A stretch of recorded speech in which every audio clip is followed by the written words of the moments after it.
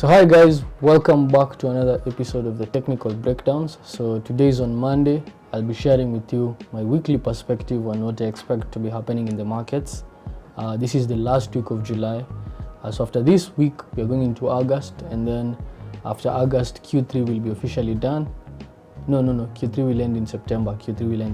So this is the first month of quarter 3. August is the second, and then September is the third, and then quarter 3 will be over. July, we've seen quite interesting moves in the markets, so some soft landing in most of the markets actually. So we've not seen very big drops this month. Instead, we've gotten some minor pullbacks, but we still think the trend is to the downside. I personally think that the trend is to the downside. I don't think the market has bottomed yet. I have prices where I think if the markets get, that's what I'll watch, because I think from a technical perspective more than a fundamental perspective. But I also look at fundamentals, and I think the fundamentals are still not quite good for these markets to bottom. Inflation is still going high. For example, last week we saw the UK inflation come out at 9.4. Rates are still going high. In Australia, we saw a 50 basis point rate hike. In Europe, we've seen a 50 basis point rate hike also last week. Japan is the only country where we don't have a rate hike. Instead, we have easing actually, and we still have the bond buying program going on. But Japan is not facing some of the problems that many other countries are facing, including very high inflation. They have inflation, but it's not so high. So their monetary policy is a bit different from other markets, from other countries I mean. But we still think generally that much of the theme that has been around, which is inflation is high, rates need to go up, and stagflation is also a possibility moving forward.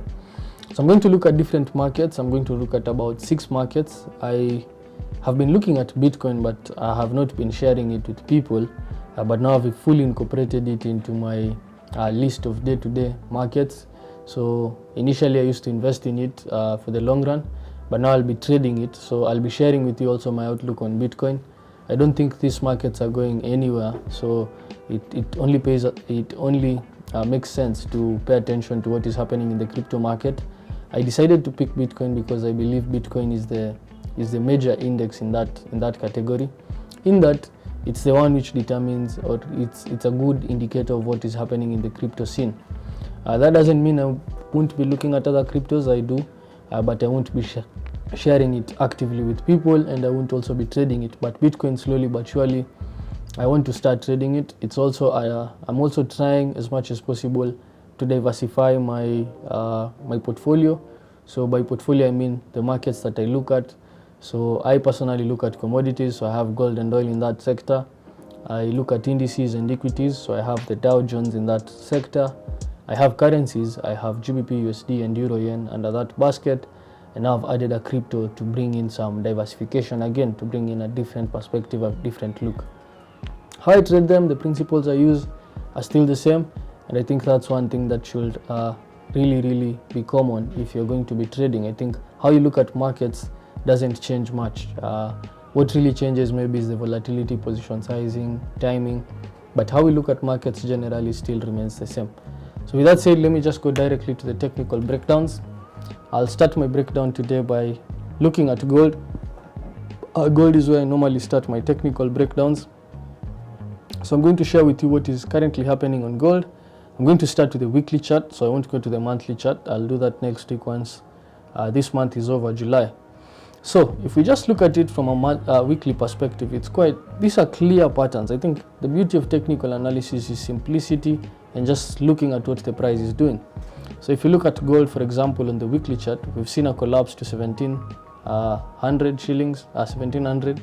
Then you saw a move back to 2000. And recently we witnessed this break of 1800 and a collapse to 1700. Last week we saw some momentum come back from 1700.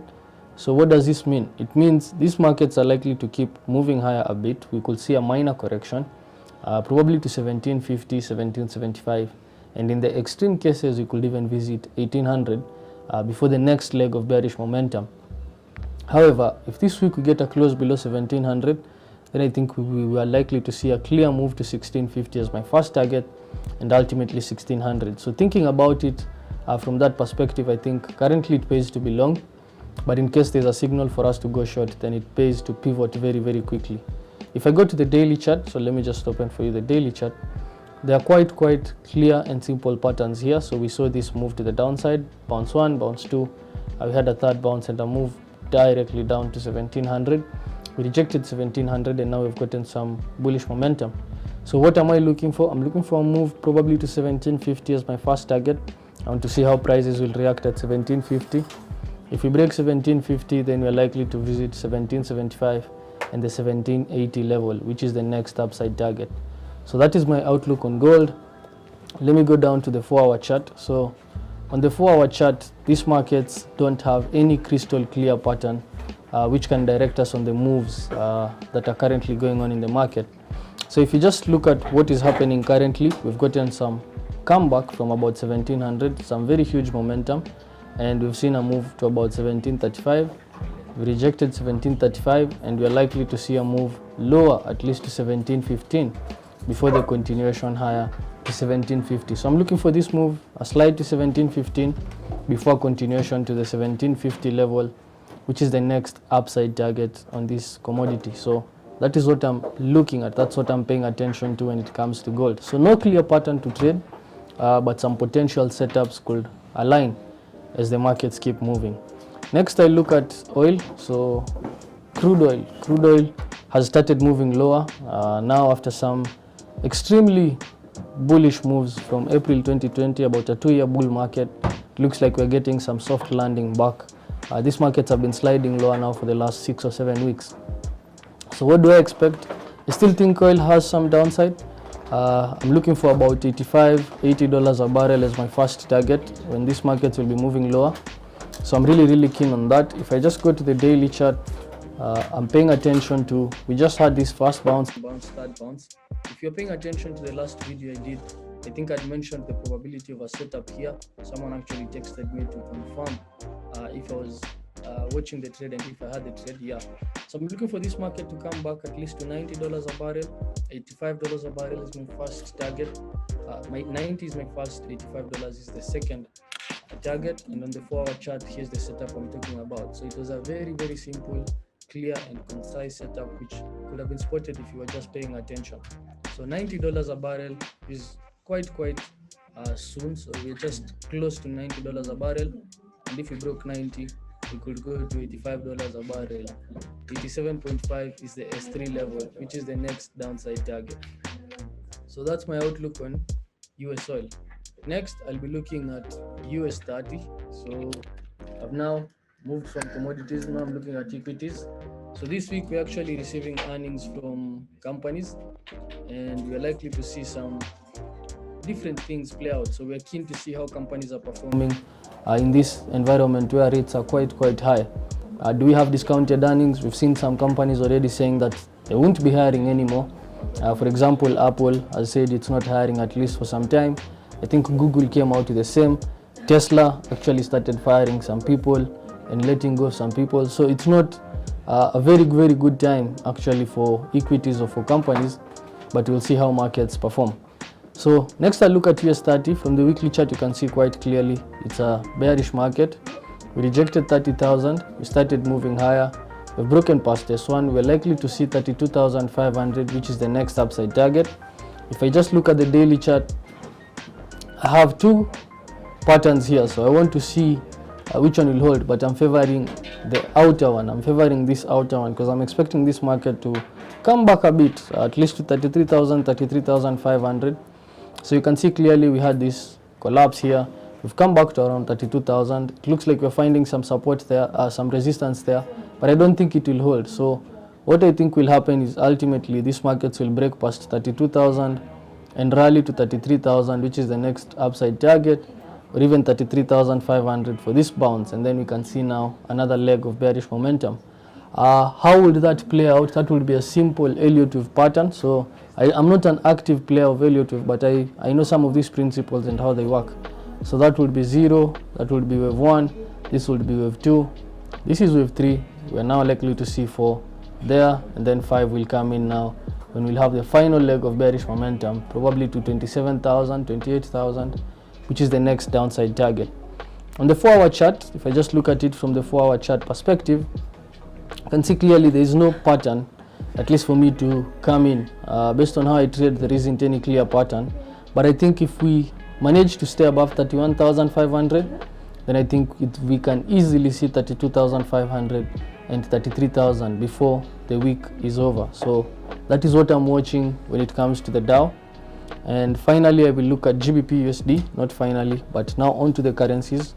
So GBP USD, the dollar is still the king. The dollar has been stronger now for quite some time, moving higher.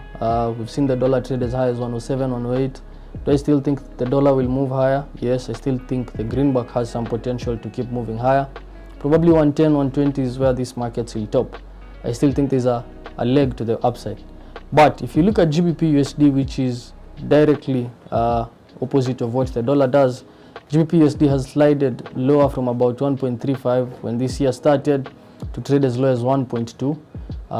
We took out the 1.2 level, which was a significant support level, but it looks like markets are coming back quite quickly, but I don't think markets will really move higher. But I think you have to wait and see what prices will do. You don't have to do what you think, you have to wait for price to tell you what will do.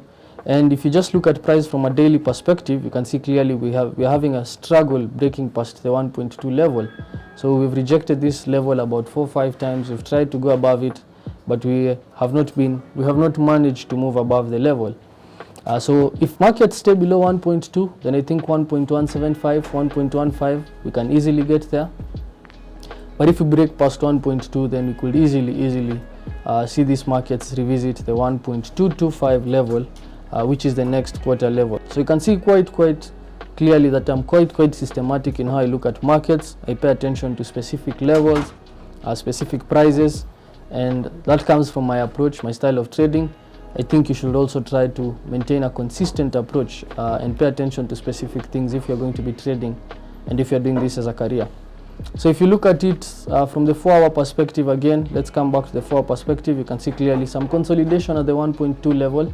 Yes, you can see some bullish momentum coming back, and I think the overall sentiment in most markets, if you're looking at correlations, is we're having some pullback, some bullish momentum is coming back. We've seen that in gold, we've seen that in the Dow. We can also see it in the GBP USD currency. So if we break past 1.2, we could easily see 1.2125 and ultimately the 1.225.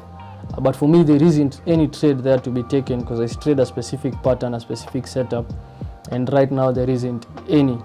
Next, I look at Euro Yen. So the yen has been quite weak. We saw Euro Yen move from about 125 to trade as high as 145. So quite a strong move to the upside. That was catalyzed by the quantitative easing being done by the Japanese government, while the euro on the other hand were hiking rates. So that was a simple carry trade. If you had paid attention to just observe those things, it was quite easy to find these trades. So the Euro Yen topped at about 145. We started seeing a move to the downside. So we've seen a move to 137.5, and then we got a correction. Last week you can see clearly we failed to close above the 140 level. We rejected the 140 level and closed quite bearish. So what I'm looking for is a move back to $135, 135 I mean, on Euro Yen. And if I just pay attention to the daily chart, it's quite simple. We had a move. This looks like a correction to the 140 level, and you can see the bearish momentum behind this move to the downside. So if prices remain below 140, I'm looking for 137.5 and then 135 as the next downside target. Next, I look at the 4-hour chart. On the 4-hour chart, we've gotten the first, second, and the third trend line bounce. We've rejected that third trend line bounce and started moving lower. This was a very beautiful trade, quite simple. Now we could go back, retest 140, and then we could visit 137.5 before the end of the week. If this trade holds, if 138.75 holds, I think we could visit 140, and then we could easily see 137.5 as the markets will keep on moving lower. Finally, I look at Bitcoin. So if you just pay attention, I'll start from the weekly chart. I think the trend here is quite bearish. If you just observe how markets have been moving from when we topped at about 60,000, markets have slided lower. We had the first leg, a correction to about 50,000, and then we've gotten a second leg now with some momentum taking us to about 20,000. So if we reject 20,000, we could come back to 30,000 before the next leg of bearish momentum, which is the 10,000 level. That is where I'm looking for Bitcoin to at least bottom. So I still think there's some bearish momentum to the downside. I still think Bitcoin will move lower, but it will move higher before we move lower. So if you just look at this, it's quite simple. We are getting impulsive moves to the downside with minor corrections, impulsive moves to the downside with minor corrections in the form of flags. So we could see a break of 20,000 and a move to 15,000 and probably even 10,000 level, which is the next downside target. On the 4-hour chart, this is where I have a very beautiful setup, a small setup to the downside. I'm looking for a collapse from 22,500 to 20,000 level, which is the next downside target. So with that said, I think I'll stop there. I won't look at the dollar and the 10-year yields. Those are my indicators. I know how I use them, but you can incorporate them also in your analysis if you understand how they work and how they are correlated with other markets. So with that said, I'll stop there, and may the pips be with you for this trading week. Peace. Thank you very much for watching Financial Hub's content on YouTube. For more forex analysis, financial education, podcasts, and exclusive content, be sure to subscribe.